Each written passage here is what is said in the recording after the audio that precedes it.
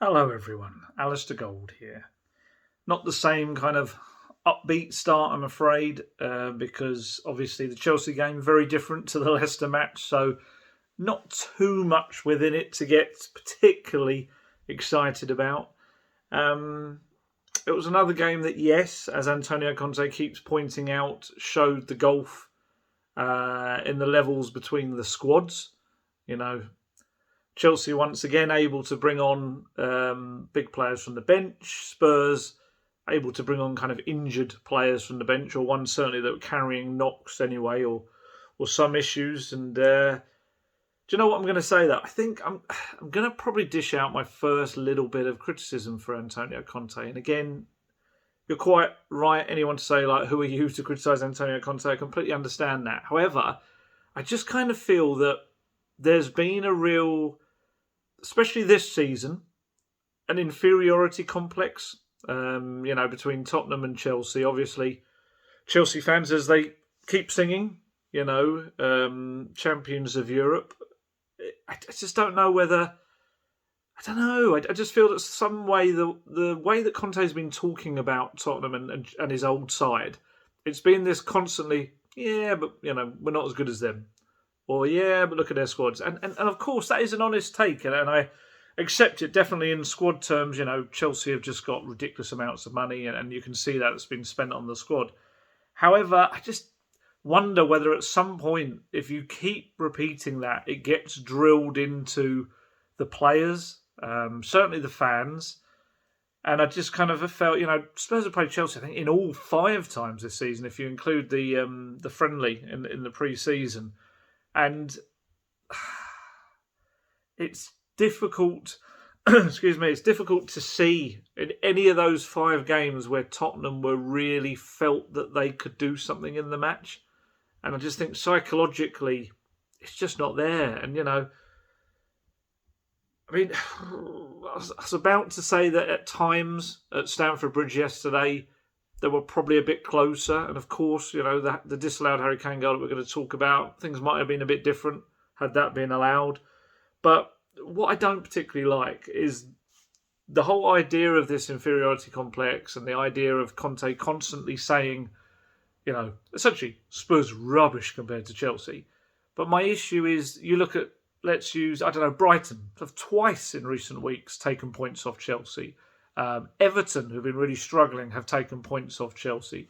Wolves, who are having a good season under Bruno Lage, they've taken points off Chelsea in recent weeks. So it's not like Chelsea have been in great form or anything, or that Tottenham should feel themselves inferior, really, to any of these clubs. And I do include Chelsea in that as well. We've seen Tottenham go to Chelsea and give Chelsea lots of problems, but it just seems to be this thing. And I'd say the last few seasons, I saw a stat which was utterly ridiculous, which is, Son's goal at Wembley in November 2018 was the last time a Spurs player scored against Chelsea in the Premier League. It's ridiculous. It's utterly ridiculous. I think there was one other goal in the last 7 matches between them, and it was an own goal. It's just, I don't know, it just all feeds into this kind of this belief that, of course, there was always a Stamford Bridge hoodoo. Of course there was. But that was kind of broken. But it's just never really been taken on from there, I feel.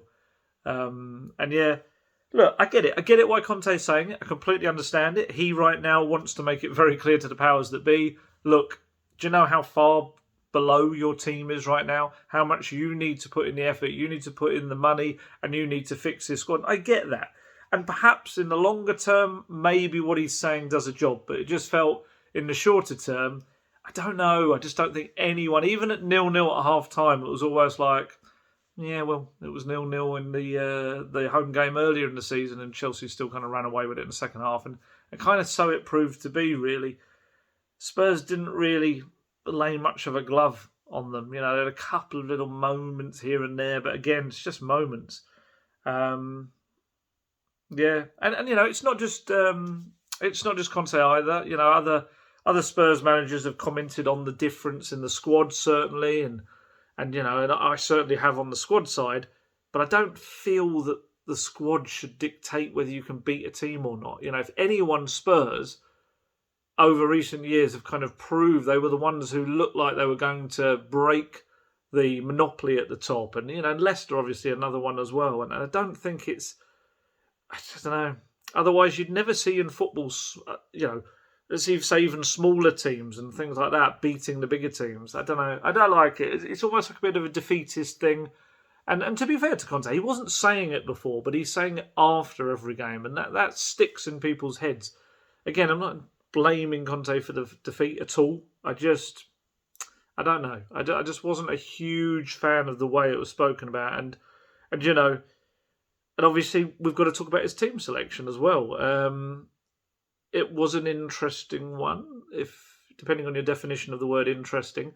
What I'd say, if that was a lineup picked by Nuno Espirito Santo or Jose Mourinho, I think the Spurs fans would have gone absolutely mad.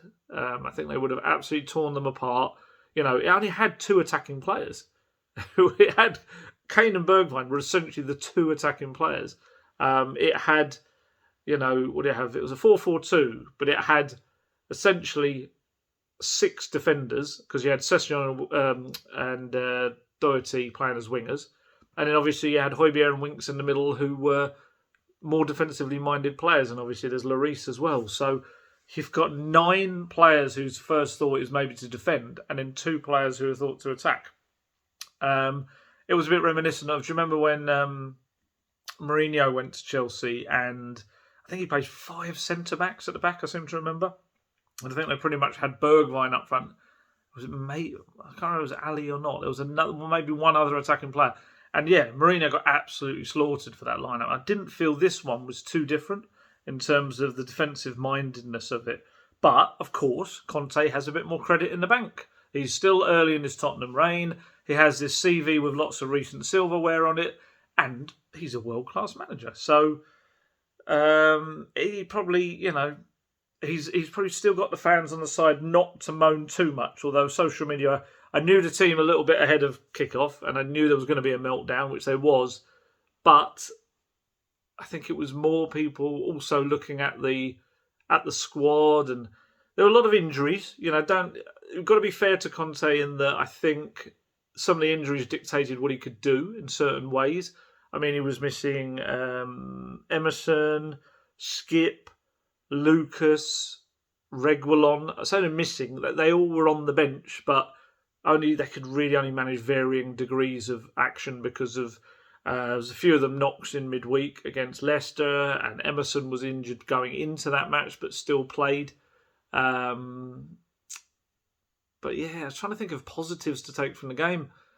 I mean, Steven Bergwijn, I thought was bright again. I thought he really took the confidence from the midweek match. His couple of match-winning goals. I felt he showed some nice moments. He looked good up front with Kane. It looked like a partnership that actually could work quite well. He was very good at holding onto the ball, holding it up, turning around, running at them.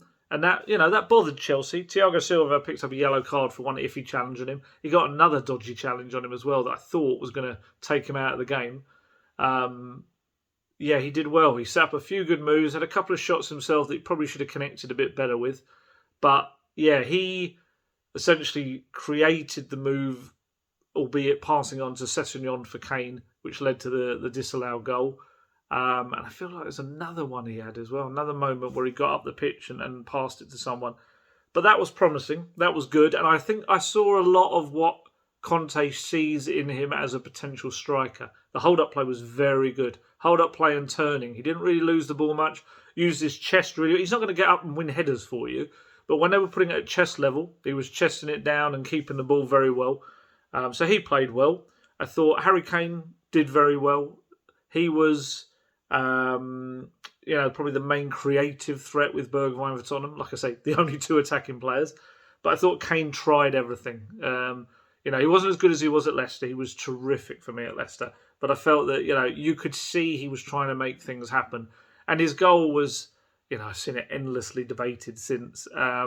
Personal opinion, it was a bit soft, of course. I do think if you put your hands up and you make what looked like a pushing motion, then the referee's never going to to not give it the foul. And I suppose VAR would have very briefly looked at that and decided it's not a clear and obvious error, so we can't overrule him. Yes, of course, Silva made the most of it. It was interesting. I had one of the regular Chelsea journalists kind of just off behind my shoulder. I could hear him saying, when they were talking about it afterwards, he was saying, well, that's kind of karma for Kane because, the amount of times he goes down very easily and win free kicks and similar happens to him, he can't really moan. And I get the logic behind that. I get yes, I see Harry Kane, very cleverly is the expression, isn't it? Win free kicks and things like that around the box.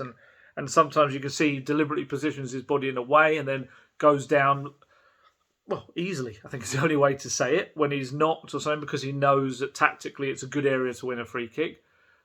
But I don't think referees should really act on karma, and I don't think the world should work like that in football. I think you should look at that in a moment. I asked Conte about it afterwards. He was properly incensed. He said, I let my feelings be known in a polite way, he said to the referee, because I just feel that they can make mistakes like we all do. Actually, he was more annoyed, and he admitted he was more annoyed at the yellow card for Japhet Tanganga early on Hudson-Odoi, because he felt that actually really influenced the way Tanganga could play, and it also gave Chelsea a lot more belief down that flank because they knew they had a man with a yellow card, and he obviously had to substitute Tanganga in the end as well.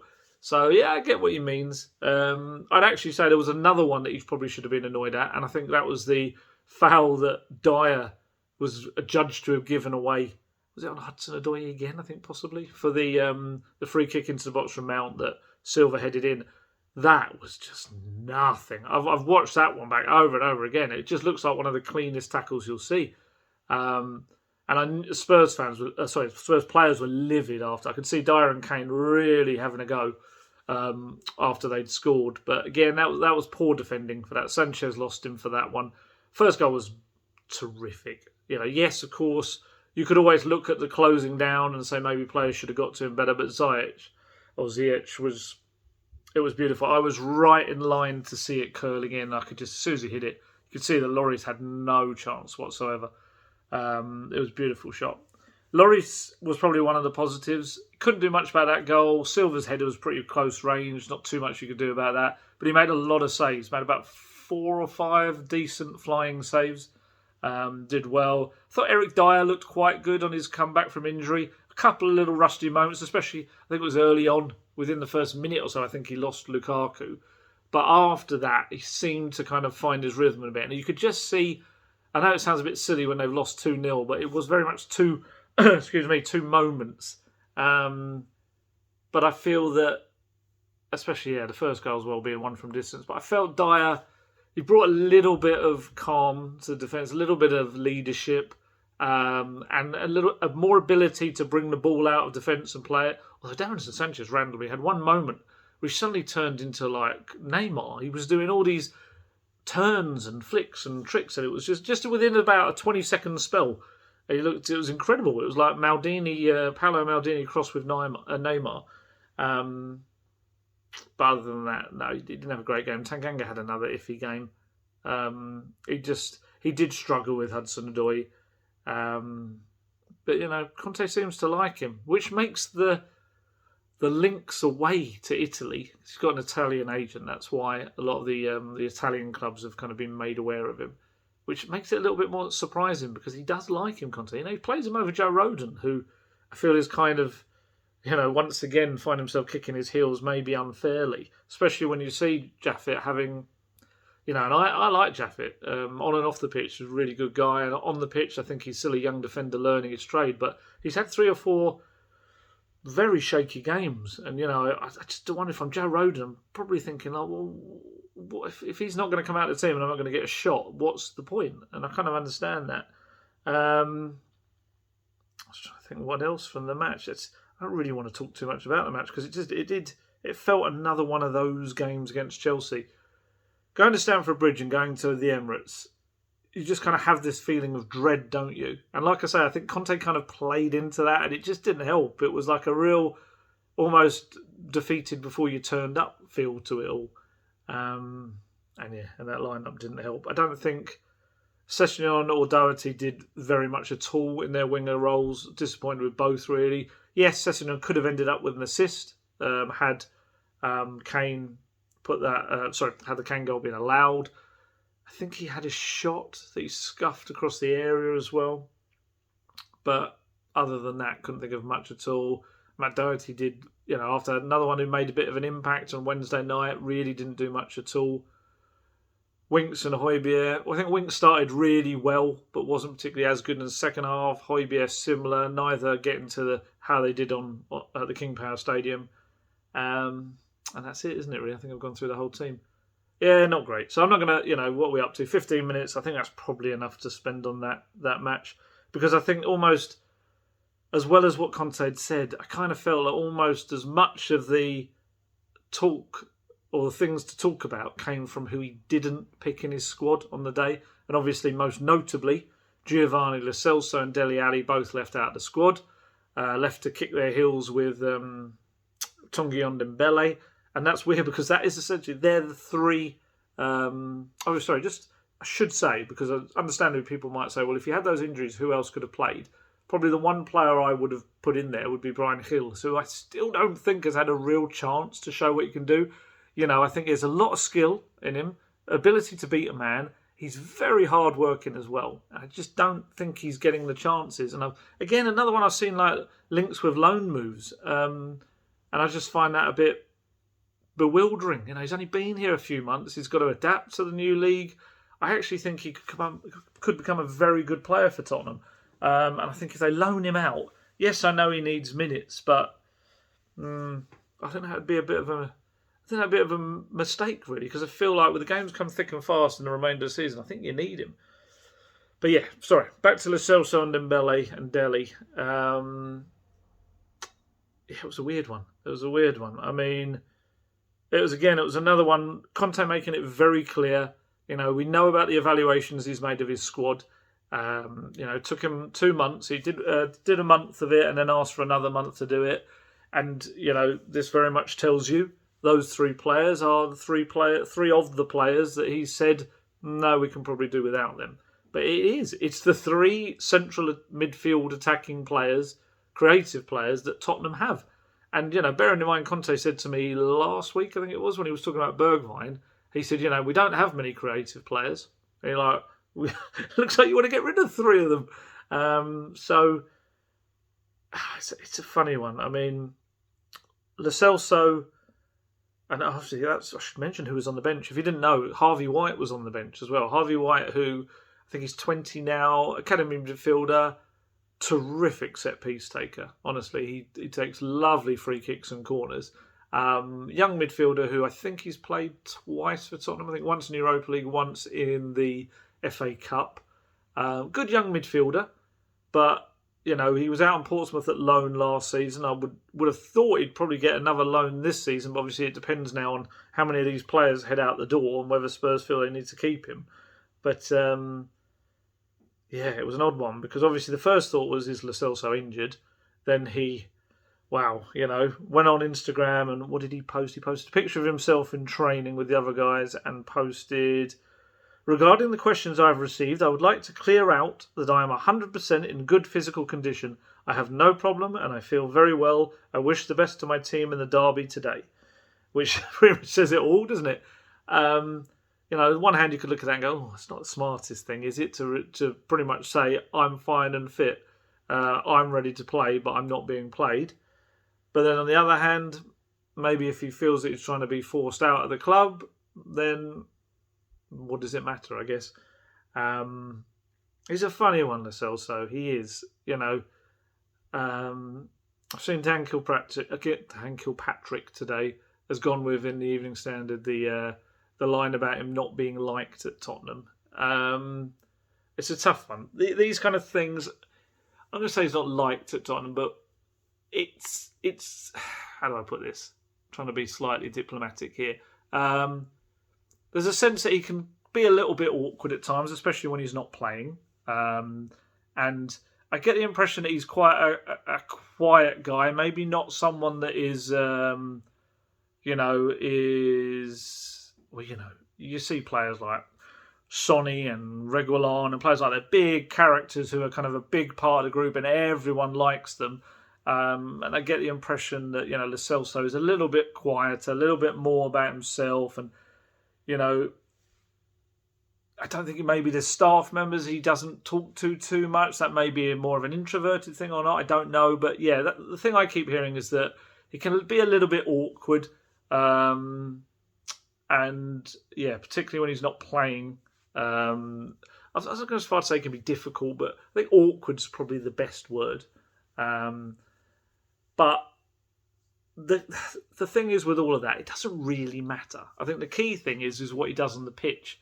And I feel this is the biggest problem with Giovanni Lo Celso and Tanguy Ndombele, is that as much as I like them both in terms of the quality I know they can bring, in the cold, harsh light of day, they cost between them all in around 110 million. Have they produced what you'd expect from two players totaling 110 million? Not in a million years, have they? No, not at all. Not at all. They've both had moments. They've both had little things that, they've shown like, oh, that's quality. And you can see why the price tag's there. But ultimately, they have not contributed enough to justify that fee. And yes, the fee is not their fault, but it is also a marker of the quality they're expected to bring. And they just haven't brought it, And, Lo Celso, what did he say? Oh, yeah, we asked Conte. Conte was asked about him, and all he said was, I selected the players for this game, and for this question is one for the club to answer. And he was asked about Ali as well. And he said, I don't want to comment about single players. There is the club to make the best decision on this aspect, on players leaving and also to buy. There is a sporting director and also a chairman. They take the last decision. It is right to speak to them, not you. He actually also, in that same bit, also spoke about the transfer window. I think that was to Sky. And he said, this is not the right moment, and also to speak in front of the media. The club know very well what I think. The time we need to close this gap, there is not one transfer market. I think the last few years the gap became very, very big, and now it is not simple to find a solution in a short time. For this reason, I am only focused with the players to work until the end, and then we'll see. We have 4 months to give everything, but if we think we solve with the transfer market, it is not a reality. You need many years. For sure, you have to start. The level of the squad has to improve. So essentially, he would like those three players to be out the door, and now it's up the club to make it happen. You just know with the way Tottenham are that it won't be the case that all three will go, and at least one of them will have to awkwardly assimilate back into the pack, essentially with Conte having said, I don't want you in as much, without saying it, unless he has said it. It just would be so Tottenham. Essentially it's happened to Tanguy in a couple of windows now, because he's wanted to leave. It's been made clear to him that, okay, well, if we get a decent offer, you can go. And that decent offer hasn't come in, and he's had to kind of work his way back into the squad again. I think the other thing with Lo Celso, I think Lo Celso probably frustrates the fans even more because he's had so many injuries that have fragmented his time, and a few of those injuries come on international duty, which gives the impression that, he's only really there for international duty, especially as well when he gets rave reviews for his performances for Argentina. I think that kind of creates this perception among the Spurs fans that, he's an Argentina player on loan to Tottenham almost. I'm led to believe that Sevilla are interested in him and would like to take him back to La Liga. Obviously, he played for Real Betis, didn't he? That's where Spurs got him from. I think we're at that point where it probably does have to happen for the club and for Lo Celso. As I say, otherwise it's all very awkward. He's probably the one of the three that I would have thought would be the most Conte player, because he's quite aggressive on the pitch and his work rate's quite good. I felt he would maybe more fit a Conte system, but I would suggest not. So yeah, we'll have to see what happens with him. But if Sevilla, whether it ends up being a loan or a permanent transfer, there certainly is interest from them in taking him. I think there's been interest from them in a few. I think Gil. I think Sevilla are looking at him as well. And there was someone else as well. Someone else at Tottenham. That's just gone out of my head. Tanguy. You know my thoughts on Tongi. I don't need to go on about Tongi pretty much at all. Um, you know, he's just one of these guys, incredibly talented. I've said it before. People in the club think he's the best on the ball out of anyone at the club, but one of the worst off of it. He just wants to play the game the Tongi way, rather than maybe at times the team way. And I think that's just, we're now on our, if you're going to include Ryan Mason, he's on his 5th manager. And, none of the last 4 have really, they've tried. Mourinho probably had the most success with him. But ultimately, how many managers have you got to try and almost tame him in a way, tame his maverick ways? And I think Conte's just got to the point where it's like, I can't be bothered. What's the point? Is it actually worth the fight to do it? He's an incredibly gifted player. He could be one of the world's best. But how many managers have got to try to almost fight to make him the player he should be? My thoughts on Tongi, honestly, you do. I say I'm so sorry to bore you with Tongi stuff because, as I say, I was formerly the president of the Tongi Ndebele Appreciation Society, but I've had to collect up the appreciation, the laminated membership cards, and it looks, unfortunately, meetings are going to be suspended for, the foreseeable future. Obviously, we've seen all the interest from PSG. And Poch obviously was the man that really wanted him at Tottenham. He really kind of pushed for him to come to Tottenham. So no doubt he might feel that he's the one to get the best out of him and get him back to France. But I think if that deal were to happen, I think there's going to have to be some compromises on Tottenham's side and also Tongi's side if he's going to go and play back in France. We'll see. We'll see. It may get to a situation where Spurs just want a player who's like one of the top paid players at the club to just kind of move on, and maybe this would be the first step. But let's see with Tongi. With Delhi, it's just a massive shame, isn't it? He was one of Europe's brightest prospects. I've always felt with Delhi, it was almost like his position disappeared.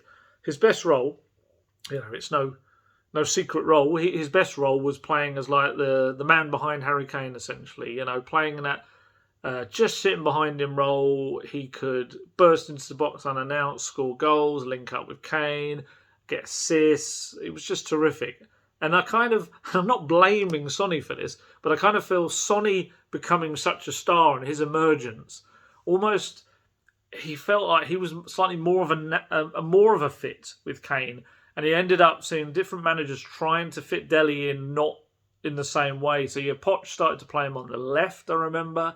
Mourinho obviously tried him in various roles. Nuno played him in the centre midfield role, which had limited success. Conte has tried him there as well against Liverpool. And none of them fit him as well as they did. And it's just such a shame. He's a player who clearly, he needs the hunger back. He really does. He had hamstring problems that also caused him problems, but I just don't get the impression that he's as desperate and hungry for it as he was. And that's just perception from the outside. It could be completely wrong. I don't know whether it was true or not. Social media kind of was throwing up this thing about how he, during the match, was putting up TikTok video or something. I don't know whether that's true or not. I'll be honest, I had a little look to see whether there was any TikTok video on there from him, and from the match there wasn't, whether he deleted it or whether it just was one of those where it was an old thing that was used to make it look current. I don't know. But it's just kind of, I think there's just this impression maybe from the fans perhaps that, is he really as serious about the game anymore? And I'd like to think he is. And I think, Everton, certainly there's an interest in him. Newcastle have been credited with an interest, but I was kind of hearing some bits and pieces today that perhaps they're not as sold on a move at the moment, but that may change as they seem quite like they're struggling to bring in players, so maybe he's a player they turn to. I think the Everton interest seems to be a little bit more. I think Everton could be a good club for Delhi to kind of rebuild and press restart on his career almost. It's just a massive shame. I really, really like Delhi as a player, but for one reason or another, it just hasn't. He hasn't progressed. He's stalled and stuttered, and again, a bit like Tongi, is how many managers can all maybe go, nah, before you kind of have to look at the player. Because, he went away in the summer with Kyle Walker-Peters, had a big fitness thing, and I remember Nuno saying just how fit Dele was, but even Nuno started to kind of phase him out of the team towards the end of his time, and it's like all of those managers can't be wrong, and that's the problem, I think. So yeah, I mean, how much, money you'd get for those three depends whether they're loan moves or they're permanent moves. Obviously, all three in terms of wages off the books would create a lot of space for Tottenham. That's one aspect as well. But, I mean, you're looking at players, like I say, 110 million or so for the Lo Celso and Ndombele. Dele, of course, we know was only 5, the basic fee. But at one point, Dele was worth probably, I think it was like 100 million people were talking about when he was absolutely flying and breaking records. So you're saying there are players that potentially were once worth almost 200 million or so. How much are they going to get for him? It's going to be a fraction of that, isn't it? And like I say, it could end up being loan moves with an option or just purely loan moves to get him to the summer, and then they look at it all again. The thing for me is if all three go, it almost means there's so much for Fabio Paratici to do this summer. This summer. Don't wait till the summer. To do in the next 7 days. It's not even 7 days anymore. We're almost done with the 7th day. Paratici again, of course, was at the game doing his usual on the phone stuff on the pitch. I think I put a joke on something on Twitter about maybe he was just checking Amazon Prime to when he could get his the bottles of baby oil for Adama Traore's arms. And it was funny during the game because Steve Hitchen wasn't there. I couldn't see him on the bench. Who Paratici normally, they're kind of Paratici is very vocal. He's a very animated guy. During matches, he's constantly shouting and getting really annoyed at things that happen in the match. Normally, he's kind of, you see Steve Hitchen just like taking it all in the ear down there. But yesterday it was Pierluigi Gallini who was sat in front of him, just like slightly to the right, just as animated, and the two of them were constantly going back and forth about stuff in the match. It may have been refereeing decisions, players, I don't know what it was, but I've had some people saying, like, why is Paratici anywhere near the bench, blah, blah, blah. The reason for that, I think I've said this before, so apologies if you heard me say this before. The reason for that is he's in the red zone. He is part of the bubble that exists with the first team, because obviously he has to deal with the first team, he talks to them, he talks to Conte, all of that. So he needs to remain within that bubble. So when they're at matches, he needs to remain within the bubble of where they sit, because otherwise you're going, and yes, I know it's a little bit ridiculous if you think about it, these people all go home to their families anyway, but during a match day, they're meant to all sit near each other, and that's why he sits there. I think at Juve, he would often sit in the stands, and I'd imagine in normal times, he'd probably be up there looking down as well. But that's why. I know some people get quite annoyed about it, the fact he's down there for some reason. I don't know why. But yeah, he's got to work. He's got to do so much in these 7 days because, as I understand it, the three that I've said, the three positions, are still looking for a right wing back. They'd like a central midfielder that Conte feels he needs, and they'd also like a striker if possible. So that's three positions in itself. But then you also look at it, and if you were to lose Ali, Lo Celso and Ndombele, do you also need another creative player? I'd say you do. So that takes you up to 4. And then also, let's talk about, either Joe Rodon or Tanganga leaving. And, I told you before that Spurs also were keen on getting a left-sided centre-back, but they felt for now they could probably push that off to the summer. But then if you were to, let's say, lose Rodon and Tanganga went, I think you'd have to bring in another centre-back. And I just can't see, there's Matt Doherty linked with the exit door as well. Can I genuinely see 5 main first-team players leaving and then 5 more coming in the door in the space of what is just over 6 days? I can't. That would be like, oh my goodness, it'd be like the most ridiculous amount of transfer activity ever at Tottenham Hotspur, I think. I just can't see it. I just wonder whether some of those outgoings just aren't going to happen. But I think the incomings, certainly the main three, I think they need to. I really do, because Conte is getting very vocal. You can see it. He's very clearly stating, I hope they listen to me. I hope they do this. I hope they improve the squad. I know it's difficult in January, but, and all of this. And I think if they don't, he is not going to hold back, privately or publicly. I've said this before. I know behind the scenes he's been very clear with Daniel Levy as well and Paratici, what he thinks about where the squad are at. A lot of home truths told, a lot of stuff that those people have probably, especially Daniel Levy, not been used to hearing from managers. Can you imagine what it'd be like if you leave him with a squad that is not really improved? Because there is actually the potential also, if they were to let these players go but don't bring in players that certainly of the required quality, could end up weakening the squad in January, which would be a hell of a feat, bearing in mind how lowly Conte seems to think of it. There's so much on it. I mean, obviously, Adama Traore looks like he'll be a Tottenham player by the end of the window. I don't think the two clubs are particularly far away. I think there's still things I'm hearing that Spurs are trying to make it a loan deal with a view to buy, with essentially a chunk paid for the loan and then the rest paid for the deal. Traore, make no mistake, is very much being driven by Paratici, that signing. He's a player that he loves. I've said this before. He wanted to sign him for Juventus for a big fee. I think he made a bid for him a couple of years back. He really likes him. This is someone who I wouldn't say Conte is driving, but what I would say is Conte is open to the transfer. Certainly he's not going to say no to him. Again, like Tongi, you know my thoughts on Adama Traore. Pace, power, skill, nothing at the end of it. However, if Conte believes that he can convert him into a right wing back, then I trust the man to do it. And I've seen him improve players. So I will totally jump on board the ship that is sailing towards Antonio Conte bringing an end product to Traore. At the very least, he should cause utter chaos that other players can benefit from. That's something in itself. He's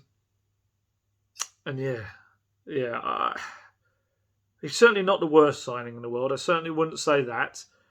As I've said, people around Wolves have told me, and people reporting Wolves have said, good luck if you're going to get him to try to defend, because it's not something he's very good at. So that will be something that have to be drilled into him as well. 25 years old.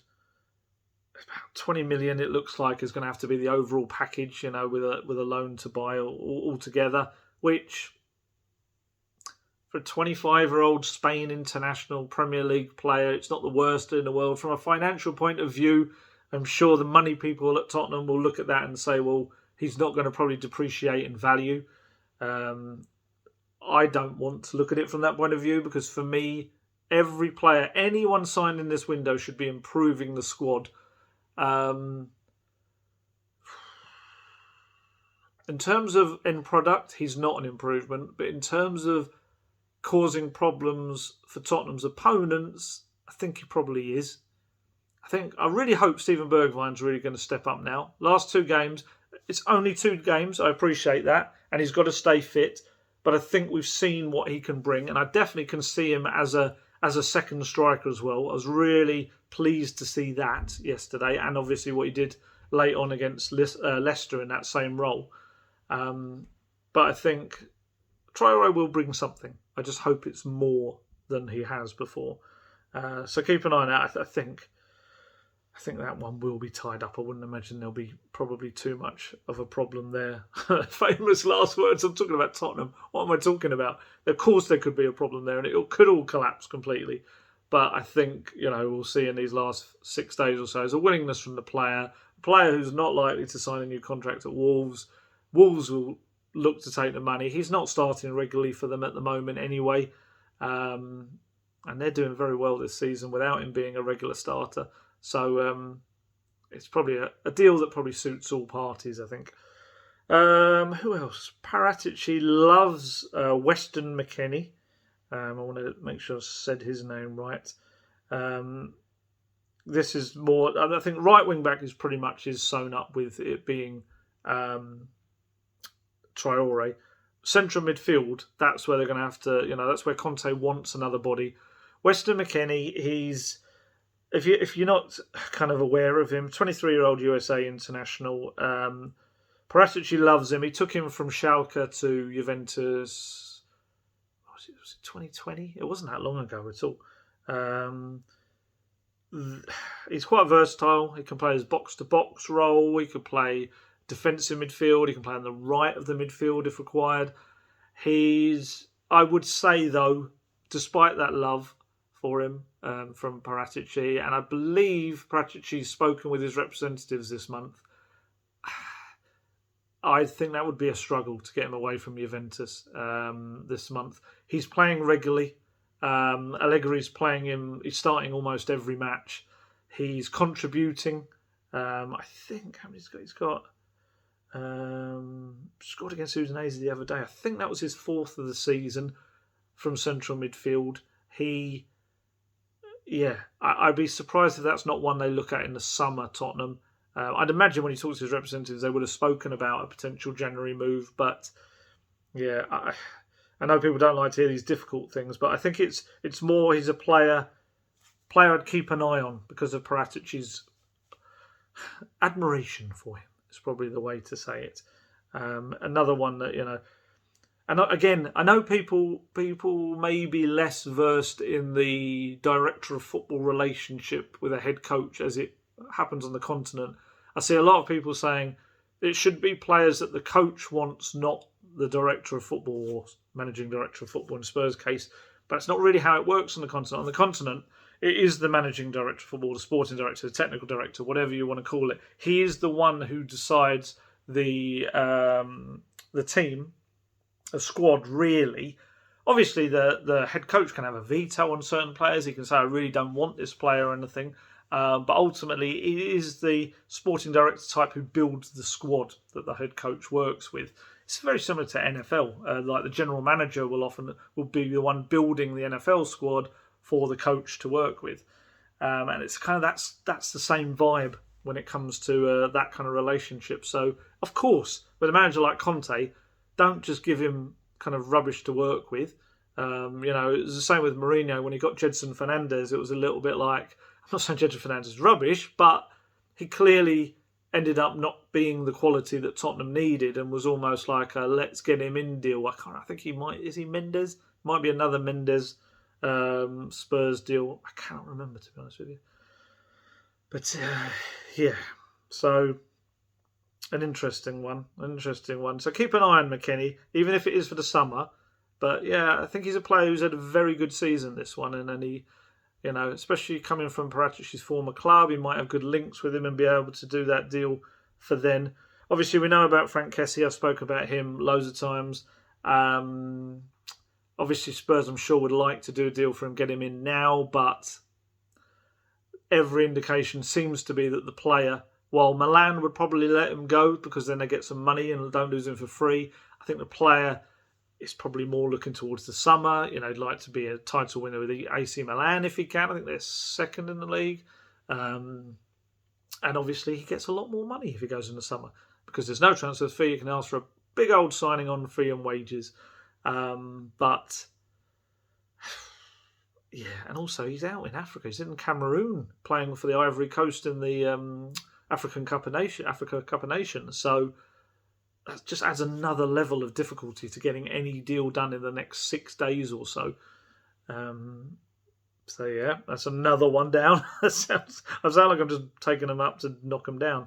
Another one I think has been offered to Tottenham more so than Spurs have made inquiries about is Fiorentina's Sofiane Amrabat.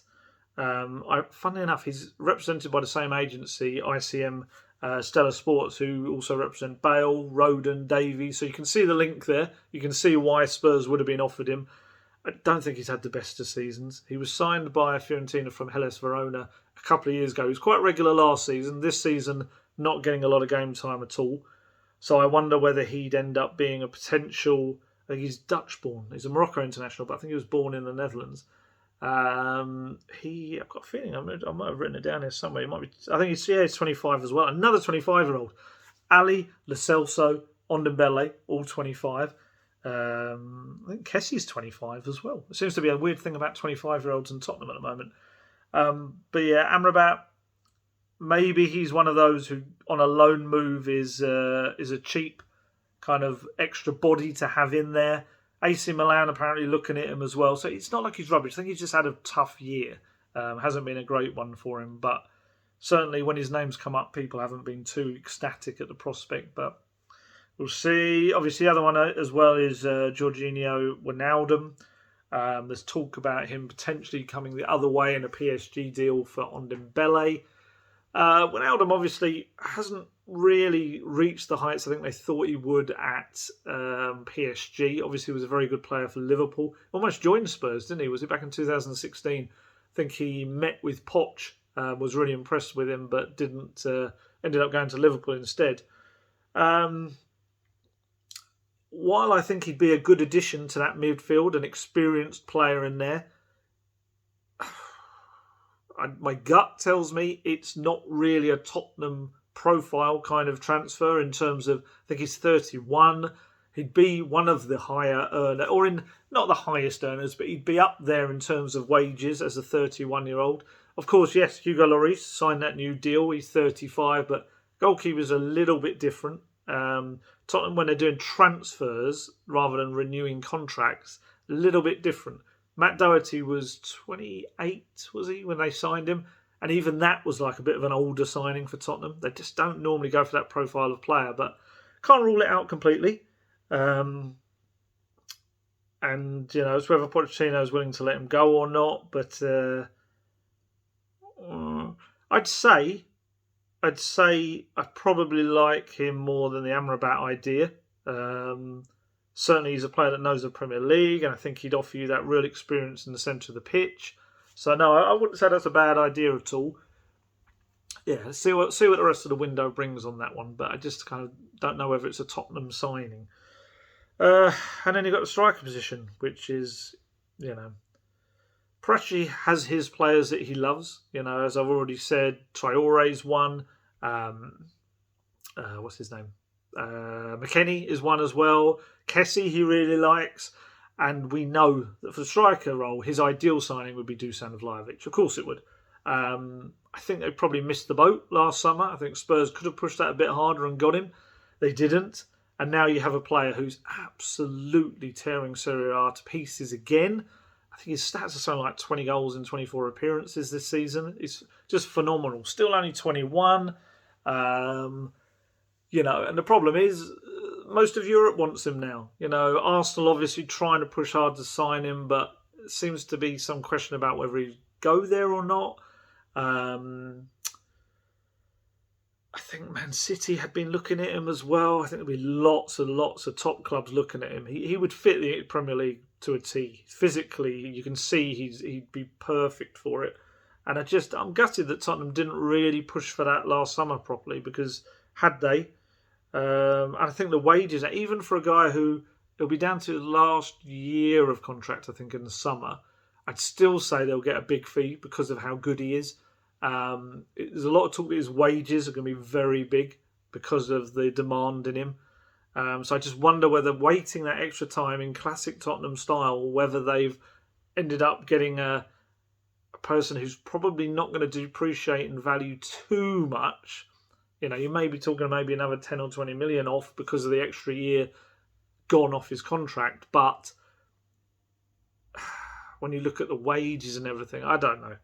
I don't get the impression that he'd be desperate to leave this month. There doesn't seem to be any kind of suggestion that he would. I think he wants to finish this season with Fiorentina. I think Fiorentina, looking at where they are in the league table, they're probably not going to challenge at the top. I think they're far too far off that now. Whether they still believe that they could sneak into a Champions League spot, I'd say, I think I looked at it yesterday, I think they're still a fair way off that as well. Unless they settle this season and think, right, well, we're not going to get much higher, but maybe we can still get more money for him if we sell him now. There's talk that they accepted a bid from Arsenal. I don't know whether that's true or not. But yeah, like I say, that would be the ideal, and I think in Paratici's mind. Elsewhere, you're then looking at, I think, more backup players, young players. There's one today who has been linked with being offered. Again, you've got to differentiate between players offered to Tottenham and players that Tottenham have seriously have looked at. It's a very different thing. Player offered to a club is when an agent, well, exactly what it sounds like. It's either an agent or a club saying, would you be interested in signing this person? He could be available. Anyone that's played Football Manager will have that, where you get an agent offering players to you and stuff like that. The player who today is the France under-21 international Mohamed Ali Cho. Mohamed Ali Cho. He's only just turned 18 this month. He plays up front for Angers. He's very young, very raw, skillful lad. Left-footed, plays mainly up front, but also can play on either flank if required. He scored 2 goals this season, but he's become, he was 17. Don't forget, he was 17 for much of the season. He'd scored a couple of goals as a 17-year-old. Definitely one for the future. There's talk that his value isn't too much. It's around 17 million. He's, funny enough, he spent a fair bit of his childhood in England, or later childhood. He was in Everton's academy, I think, for 5 years. He was an England under-16 and under-17 international.